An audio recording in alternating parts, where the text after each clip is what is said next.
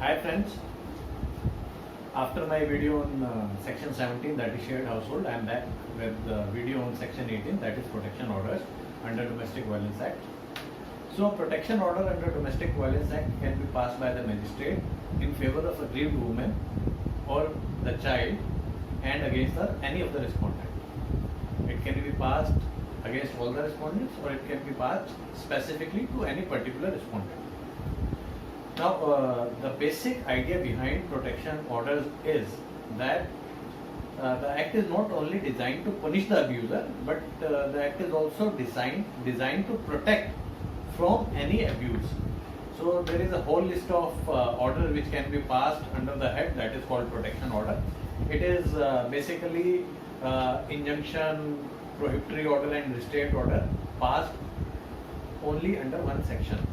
So in this section, the magistrate may restrain the respondent from committing any act of domestic violence. It can restrain him from aiding and abetting any act of domestic violence. It can restrain a person from entering any place of employment of the aggrieved woman, or if the aggrieved person is a child, then school or any other place which is frequented by the aggrieved person. It can restrain the respondent from communicating with the aggrieved person in any form, be it in writing, verbal, oral or any other form. It can restrain the respondent from alleviating any of the assets, operating bank lockers or bank accounts which is used solely by the respondent or jointly by the respondent and the aggrieved person. It can also restrain from alienating the citizen.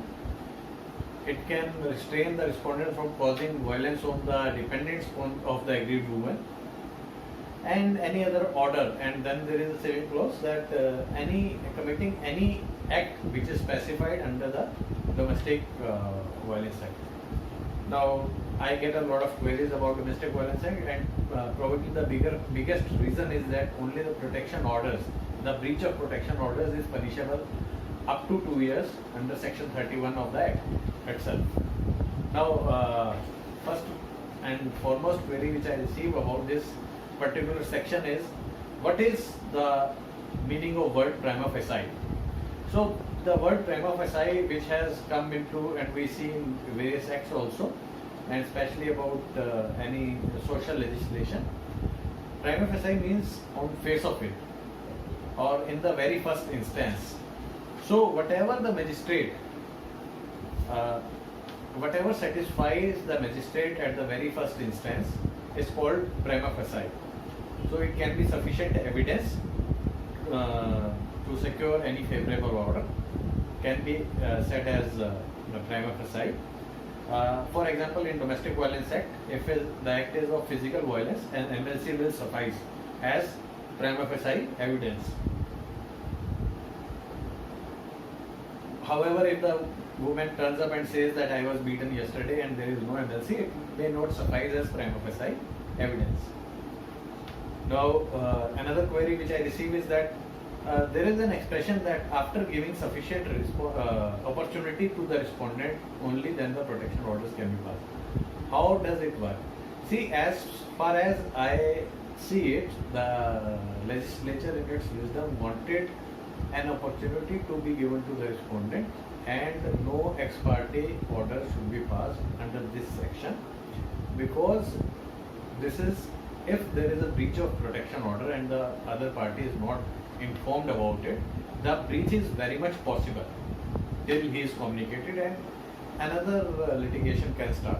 So I think only after giving sufficient opportunity, unless there is a prima facie very strong case like physical abuse or attempt of alienating any assets, generally protection orders cannot be passed, is my understanding of the things.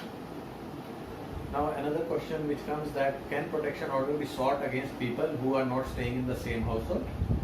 As far as married sisters and aunts and uncles are concerned, no protection orders can be passed against people who don't have any domestic relationship. Now another is that, can the complainant seek any protection order against alienation of his citizen against parents-in-law? when she is not staying with them, yes, if it is the case of the complainant that her stri-dhan is lying with the parents-in-law, she can seek a restraint order or protection order against alienation of that stri-dhan. What is the meaning of injunction order? So injunction is basically any prohibitory order, any order which restrains any person from doing anything is called injunction. Now another question is, can any protection order be passed by presenting false evidence? See, for court, any evidence is an evidence. The court cannot go into the merits whether the evidence is false or not at the very first place. So unless the respondent is present and shows that how this particular evidence which is presented against the respondent is false, I don't think that the magistrate has any way of finding it out. And yes, on the false evidence also the protection order can be passed. And now the query comes that if some injunction order has been passed or protection order has been passed against me or against any of the respondent, what he can do. See, an order of injunction can be passed or protection order can be passed against any respondent on false evidence. In such cases, I think the only reprieve is, or only way out is going in appeal to the session court to correct the error which has occurred in the order. And I don't think that under 25(2) it can be amended, because that needs change in circumstances for rescinding the order. Another question, can live-in partner get the protection order? Yes, live-in partner can also get a protection order. Another similar question comes that, can a divorced wife get a protection order against the ex-husband? So till recently it was maybe not possible, but very recently Supreme Court held that even a divorced wife can file a case under domestic violence against the ex-husband. So it is very much possible, if there is a case of domestic violence against the ex-husband, so it is very much possible that a protection order can be passed against the ex-husband. I hope you like the video and most of your queries are answered. If any of your queries are not answered in this video, you can ask the query in comment section. Also, if you like my video, please subscribe to my channel, share this video to the maximum. Thank you very much.